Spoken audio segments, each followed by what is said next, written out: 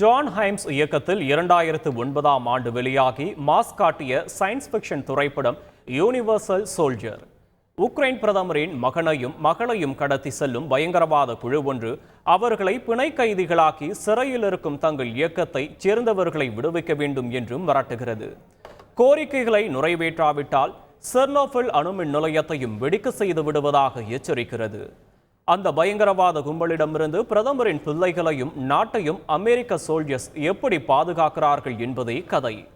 அதிரடி சண்டை காட்சிகள் நிறைந்த இந்த யூனிவர்சல் சோல்ஜர்ஸ் படத்தின் 3ஆம் பாகம் ரீஜெனரேஷன் என்ற பெயரில் தமிழில் உங்கள் தந்தி ஒன் தொலைக்காட்சியில் இன்று இரவு 9 மணிக்கு காண தவறாதீர்கள்.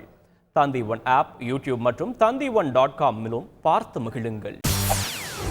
செய்திகளை உடனுக்குடன் தெரிந்து கொள்ள உடனே சப்ஸ்கிரைப் பண்ணுங்க.